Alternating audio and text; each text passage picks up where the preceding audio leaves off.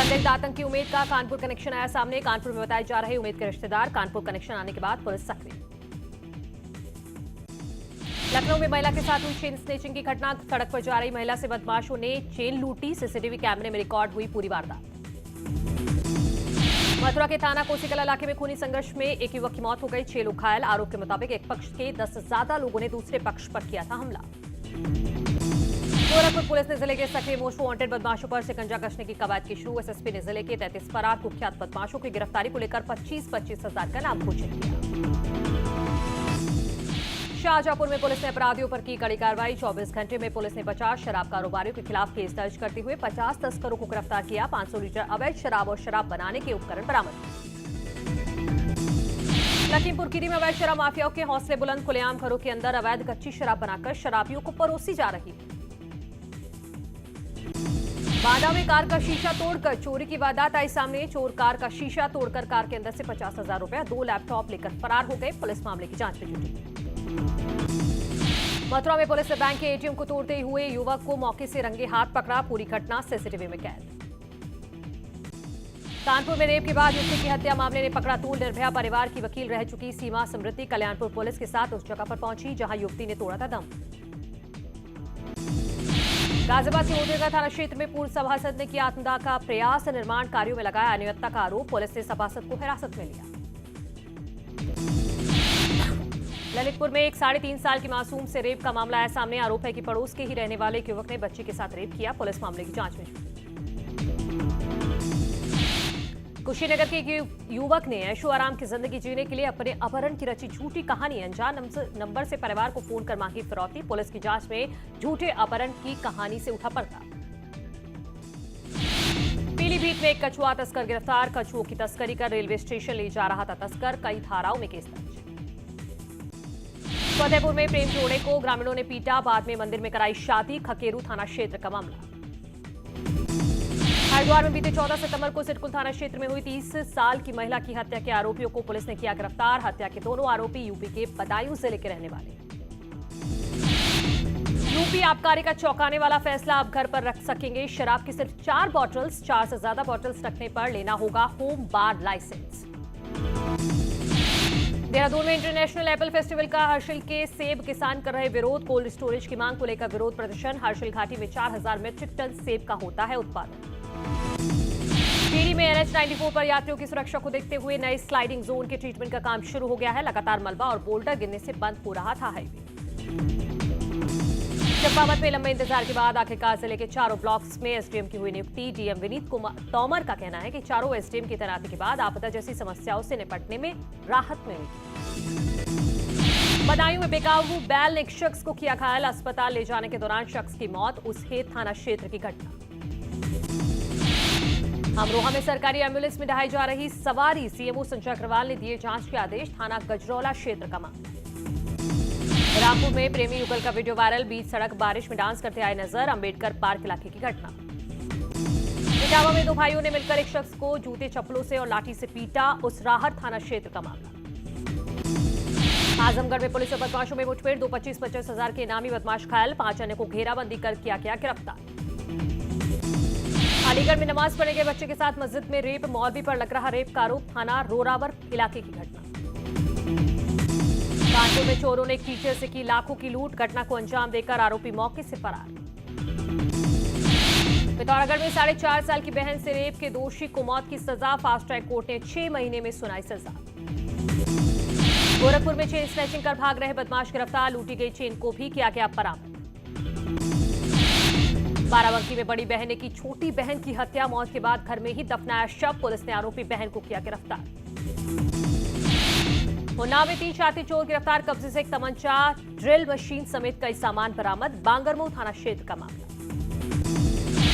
मिर्जापुर में 3 नरकंकाल मिलने के बाद अब एक लापता मां का शव पेड़ से लटका मिला। पहले बच्चों को लापता कर मां पर लगा था। लखीमपुर खीरी पुलिस को बड़ी कामयाबी। अवैध हथियारों के कारखाने का भंडाफोड़। 2 लोगों को हथियारों के साथ किया गया गिरफ्तार।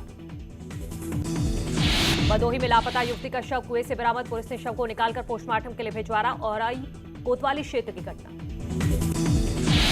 रामपुर में बाइक सवार ने ई रिक्शा चालक को पीटा। वीडियो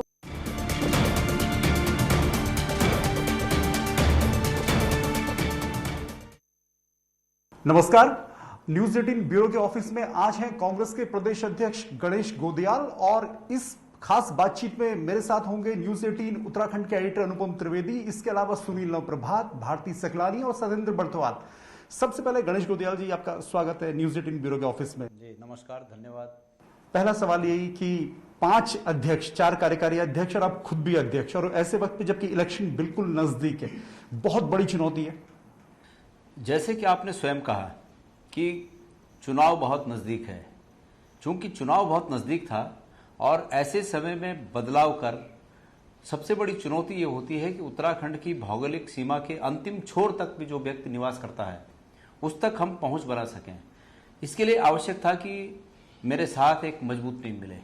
मैंने आग्रह किया अपने शीर्ष नेताओं से कि अगर उत्तराखंड कांग्रेस कमेटी को इस तरह से गठित किया जाए तो हम ज़्यादा प्रभावी तरीके से अंतिम छोर पर स्थित व्यक्ति तक पहुंच सकते हैं। लेकिन एक सवाल जो अक्सर रहा कांग्रेस में गुटबाजी का, क्या वो गुटबाजी आगे भी दिख रही है? आपके कार्यकारी अध्यक्षों के बीच भी गुटबाजी है या आप भी उससे जूझ रहे हैं? आपको भी कहीं परेशानी है?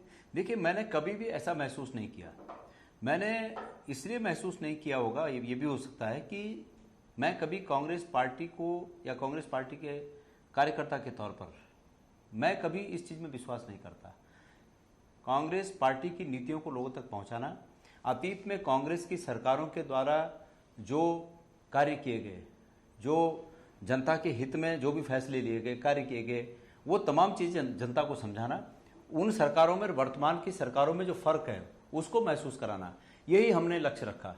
इसलिए कौन पार्टी के अंदर या परिवार के अंदर मत भिन्नता होती है, लेकिन उसको गुटबाजी का नाम देना मैं समझता हूं कि उचित नहीं होगा। बीजेपी का 60 पार का नारा है, आपका क्या टारगेट रहेगा? बीजेपी का 60 के पार, यानी 60 सीटों पे उनका अपना दावा बता रहे, तो आपका क्या कुछ रहेगा? ऐसा है कि मैं बहुत बड़ा बोलने में विश्वास नहीं करता। बीजेपी आज सत्ता में है और सत्ता में रहते हुए ये तो अच्छी बात है कि उन्होंने 70 पार नहीं कहा। आपने दूसरा जो आपका प्रश्न था कि आपको कितनी सीटें आएंगी, मैं इस प्रकार का अंक गणितज्ञ होने का दावा नहीं करता कि हम कितनी सीटें लाएगी, लेकिन मैं आपको पूरी तरह आश्वस्त करता हूं और आपके चैनल के माध्यम से जनता, हमारी जो वोट देने वाले हमारी मतदाता हैं, उनको भी मैं आश्वस्त करना चाहूंगा कि उनके आशीर्वाद से हम इस विधानसभा में कंफर्ट मेजॉरिटी के साथ सरकार बनाएंगे और उनके सपनों पर खरा उतरेंगे। अध्यक्ष जी, एक सवाल है, 2017 के चुनाव में बहुत बड़ा मुद्दा बना था कि मुस्लिम तुष्टीकरण का आरोप लगा था कांग्रेस पे। बीजेपी ने उसको मुद्दा भी बनाया था, चुनाव में उसका असर भी दिखा। इस बार क्या लगता है कि कांग्रेस उस इमेज से थोड़ा अपने आप को पार पाने की कोशिश कर रही है? इसलिए मैं कह रहा हूँ, एक अभी बीच में पोस्टर जारी हुआ जिसमें आपकी तुलना भगवान गणेश से की गई है। क्या ये सॉफ्ट हिंदुत्व की तरफ जा रही है कांग्रेस? नहीं। पहली बात तो मैं पहली बात पर आऊँगा आपके कि कांग्रेस का तुष्टीकरण वाली जो आपने बात कही, देखिए ऐसा है, आज़ादी के बाद कांग्रेस ने सभी को साथ लेकर, सभी जाति धर्मों को साथ लेकर, भारत का बेटा समझकर या भारत की बेटियां समझकर सभी नागरिकों को समान अवसर देने की नीति पर चले। कांग्रेस ने उस नीति के तहत डेवलपमेंट पर फोकस किया। भारतीय जनता पार्टी और तत्समय का जनसंघ और आरएसएस इस बात को बखूबी जान गया कि यदि हम डेवलपमेंट के इश्यू पर बात करें, हम इसको एड्रेस करें, तो हम कांग्रेस से पार नहीं पा सकते। तो हमें ऐसे इश्यू चाहिए कि हम कैसे इनमें डिवाइडेशन पैदा कर सकते हैं, देश में कैसे डिवाइडेशन लाएं। ये मैं मेरा जो सवाल था मैं इस कॉन्टेक्स्ट में पूछ रहा था, क्योंकि पिछले बार ये चुनाव से पहले हुआ था कि फ्राइडे की छुट्टी दे दी। हालांकि हरीश रावत जी कहते हैं मेरी सरकार में नोटिफिकेशन नहीं हुआ, लेकिन वो इश्यू तो बना था। लेकिन हाँ, वही उसी तो पे नुकसान भी कांग्रेस मैं उसी पे आ रहा हूँ। जब आरएसएस और बीजेपी ने समझ लिया कि हम डेवलपमेंट पे कांग्रेस को नहीं घेर सकते, तो उन्होंने इस तरह की दकियानुसी बातें और झूठे प्रपंच रचने शुरू किए। और जिस बात का आप जिक्र कर रहे हैं वो भी इसी तरह का प्रपंच है। जब कोई नोटिफिकेशन ही जारी नहीं हुआ तो हम कैसे कह सकते हैं कि हमने किसी एक धर्म विशेष के लिए एक दिन की छुट्टी की घोषणा कर दी? ये सिर्फ भारतीय जनता पार्टी का प्रोपेगेंडा था। कांग्रेस को अभी ये डर लगता है, हॉन्ट करता है कि आप दोबारा से जो मुस्लिम इमेज जो कांग्रेस के साथ अटैच है उसका नुकसान मिल सकता है चुनाव में कहीं? नहीं, देखिए ऐसा है, किसी बात को सिर्फ किसी जाति विशेष से जोड़कर नहीं देखा जाना चाहिए। हमने इस देश में पैदा हुए सभी लोगों को, इस देश के नागरिकों को समान अधिकार देने का जो हमारा विचारधारा हमारी रही है, उस विचारधारा में अगर कोई नुक्स निकाले और अपने राजनीतिक हितों के लिए नुक्स निकाले तो हम उनकी विचारधारा पर चलने वाले नहीं हैं। हिंदू मुस्लिम की राजनीति आप कह रहे हैं कि आप लोग नहीं करना चाहते हैं, तो फिर राजनीति में इस बार के चुनावों में मुद्दे क्या होने जा रहे हैं? मुद्दे हमारे पास बहुत भारी मुद्दे हैं। देखिए, सबसे बड़ा मुद्दा यह है, मैंने आपको पहले भी कहा कि हमारे आदरणीय प्रधानमंत्री जी प्रधानमंत्री पद पर होते हुए इस प्रदेश के राज्य के विधानसभा चुनाव में आते हैं और वो ये कहते हैं कि इस प्रदेश का भला तभी हो सकता है जब यहाँ डबल इंजन की सरकार हो। अच्छा है, लोगों का मताधिकार, लोगों का अधिकार था। लोगों ने इस उम्मीद के साथ भारतीय जनता पार्टी को मत दिया कि हमारे सभी दिक्कतें, हमारी सभी तकलीफें अब समाप्त होने वाली हैं। दिल्ली में भी एक सरकार है, उसी पार्टी की सरकार यहाँ अगर स्थापित होती है, डबल इंजन की सरकार स्थापित होती है, तो हमें रोजगार मिलेगा, महंगाई कम हो जाएगी, हमारे तमाम जो मसले हैं वो हल हो जाएंगे। अगर हमें बुखार भी आएगा तो तुरंत जो है इलाज मिल जाएगा, बीमारी होगी तो इलाज मिल जाएगा। हुआ इसके ठीक विपरीत। क्या हुआ? आज हमारा प्रदेश बेरोजगारी में पूरे देश में दूसरे नंबर पर पहुंच गया। महंगाई का आलम यह है कि कांग्रेस के समय में जो सिलेंडर गैस का 450 रुपए में मिलता था, आज भारतीय जनता पार्टी के दोनों डबल इंजनों की सरकारों के रहते हुए वो सिलेंडर 1000 रुपए पहुंच गया। आप सरसों के तेल की कीमत देख लीजिए, आप डीजल पेट्रोल की कीमत देख लीजिए, आप शिक्षा के खर्च को देख लीजिए। एमबीबीएस के छात्र धरने में बैठे हैं, 80,000 रुपए की फीस 4 लाख रुपए अचानक कर दी। अध्यक्ष जी, मेरा एक वो सवाल का जवाब नहीं आया। मैं पूछ रहा था कि कांग्रेस सॉफ्ट हिंदुत्व की तरफ जा रही है। आपका एक पोस्टर आया जिसमें आपको भगवान गणेश से क्विट किया गया है। देखिए, मैं इंसान हूं और मैं इसमें अपनी खुशकिस्मती समझूंगा कि मैं एक इंसान के रूप में स्थापित हो सकूं, अच्छे इंसान के रूप में स्थापित हो सकूं। परमेश्वर ने हमें इंसान बनाया है, हम उसकी बराबरी नहीं कर सकते हैं।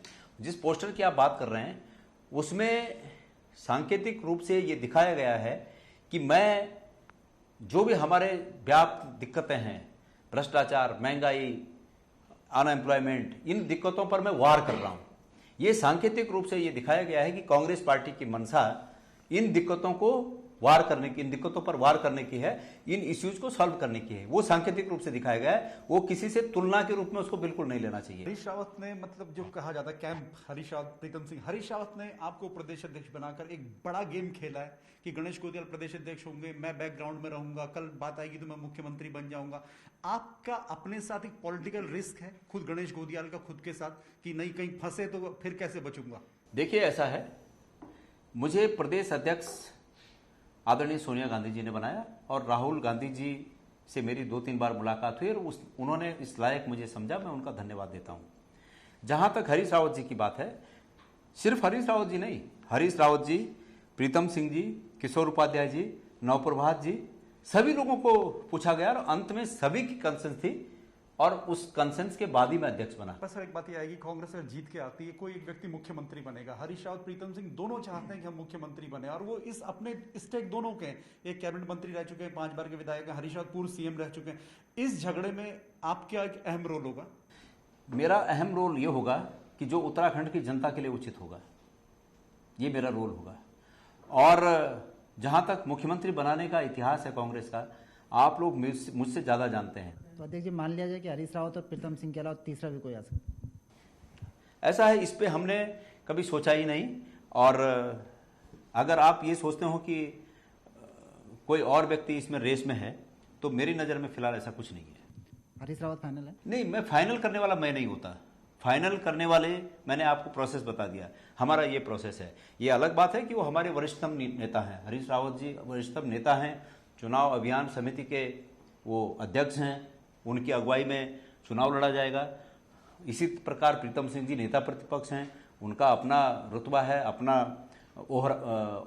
ओहदा है। सर, थर्ड प्लेयर भी आ गई है आम आदमी पार्टी, उसको लेकर आप लोगों का क्या स्टैंड है? और फ्री बिजली का जो मुद्दा है उसको लेकर आपकी पार्टी क्या सोचती है?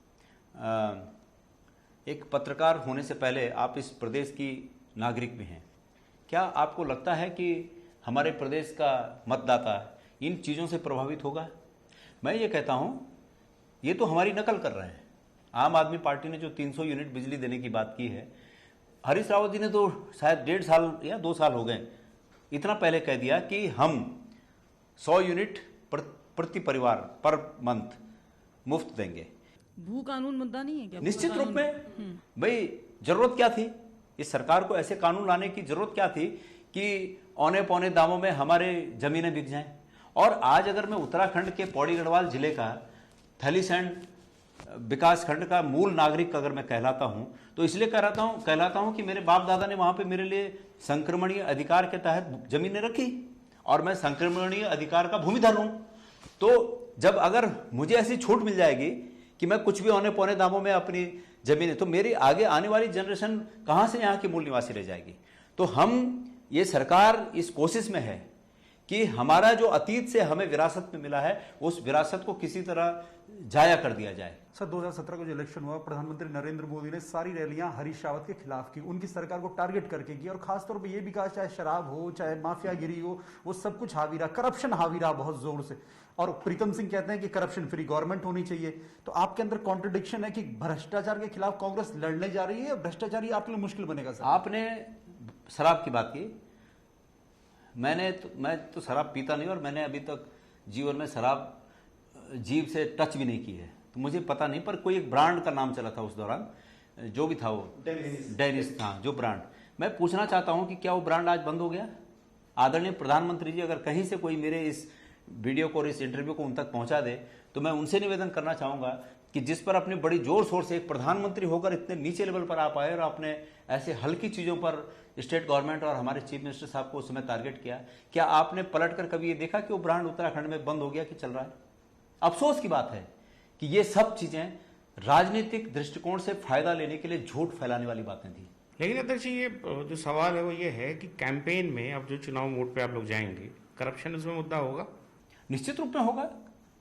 तो जब करप्शन अगर मुद्दा होगा तो सवाल तो कांग्रेस पे भी आएगा। मैं जनता से भी निवेदन करना चाहता हूं, देखिए प्रोपेगेंडा प्रचार झूठा नहीं होना चाहिए। अगर किसी ने गलत किया है तो उसको निश्चित रूप में कटघरे में खड़ा किया जाना चाहिए। लेकिन अध्यक्ष जी, जो आपने कहा कि करप्शन एक मुद्दा रहेगा कैंपेन में, 2017 के चुनाव से पहले स्टिंग वीडियो आया था तब के मुख्यमंत्री हरीश रावत जी का, वो फिर से सोशल मीडिया में तैरने लगा। वो मामला चल रहा है, सीबीआई में भी है, न्यायालय में भी है। तो आपको लगता नहीं कि करप्शन का मुद्दा अगर आप उठाएंगे तो घूम फिर के आप ही के पास आएगा? एक बात सुनिए आप कि आज करीब 4.5 साल हो गए उस घटना को, उस स्टिंग को। नहीं, मुझे लगता है 5 साल से ज़्यादा हो गए, 6 साल होने को आ गए, क्योंकि ये मई की बात थी, मई 2016 की बात थी। आज तक भारत की सीबीआई क्या कर रही है? क्यों उस पर फैसला नहीं आया? क्यों उस पर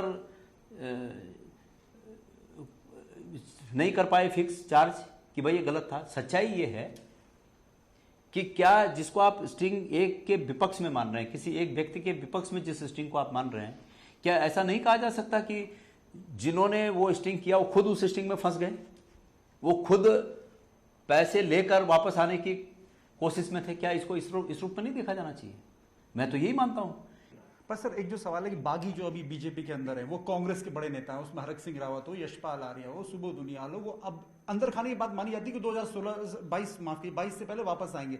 अब गणेश गोदियाल जबकि प्रदेश अध्यक्ष हो चुके हैं तो उनके लिए स्कोप खत्म हो चुका है पूरी तरीके से, क्योंकि अगर वो आएंगे तो वो आपको चुनौती देंगे। नहीं, मेरी कोई महत्वाकांक्षा है ही नहीं।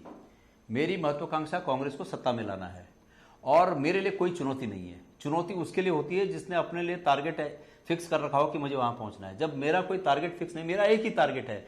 मैं संकल्प के साथ इस बात को आपके कैमरे के सामने कहना चाहता हूं कि मेरी अपनी निजी कोई महत्वाकांक्षा नहीं, मेरा एक ही संकल्प है कि कांग्रेस की सरकार आएगी तो मुझे उत्तराखंड को अगले 5 साल में बेरोजगारी से मुक्त करना है। गणेश गोदियाल के पास वो स्कीमें हैं। नहीं, लेकिन क्या इस तरीके के नेता आपके टच में हैं? क्योंकि जो स्वर्गीय इंदिरा हृदय अब नहीं रही, उनका एक स्टेटमेंट भी था जिसको बीजेपी के तब के अध्यक्ष ने बंशीधर भगत ने बड़ी खिल्ली भी उड़ाई थी उसकी। क्या कोई टच में है? मेरे सबसे अच्छे संपर्क हैं और ये अंतिम निर्णय कि किसको आना है किसको नहीं आना है, मुझे तो ये जानकारी है अतीत से। जो आप कह रहे हैं, ऐसे ही नेताओं के कोट मेरे पास तक जब आए हमारे नेताओं के कि भाई कुछ लोग आना चाहते हैं, लेकिन मैं ये कहता हूं कि जो लोग भी आना चाहते हैं, ये निर्णय हमारे पास जब प्रपोजल आएगा हम पार्टी हाईकमान को भेजेंगे और पार्टी हाईकमान गुण दोष के आधार पर इसको तय करेगा कि किसको आना है किसको नहीं आना है। सर धन सिंह रावत कद्दावर मंत्री हैं सरकार में, हेल्थ जैसा डिपार्टमेंट उनके पास है, क्या लगता है श्रीनगर में इस बार कड़ी टक्कर होगी? ऐसा है, ये जनता का अधिकार है कि वो किसको जिताते हैं, लेकिन जिसको भी जिताएंगे हम सिरोधार्य होगा, हमें कबूल होगा, मंजूर होगा। लेकिन धन सिंह रावत जी से श्रीनगर की जनता बहुत लंबी लिस्ट की एक बनाए हुए हैं प्रश्नों की, जो उनसे पूछने वाले हैं। तो शुक्रिया गणेश गोदियाल जी आपका हमारे ब्यूरो में आने के लिए। और ये थे कांग्रेस के नए नवेले प्रदेश अध्यक्ष गणेश गोदियाल, जिनके सामने 2022 का चुनाव है, लेकिन काफी कुछ उन्होंने साफ गोई से कहा कि बागियों की वापसी पर फैसला हाईकमान करेगा और भी दूसरे मसले जो कांग्रेस को फेस करने हैं 2022 में, उस चुनौती से उन्हें निपटना है। पर यह वक्त बताएगा कि किस तरह की चुनौतियों से गणेश गोदियाल निपटते हैं।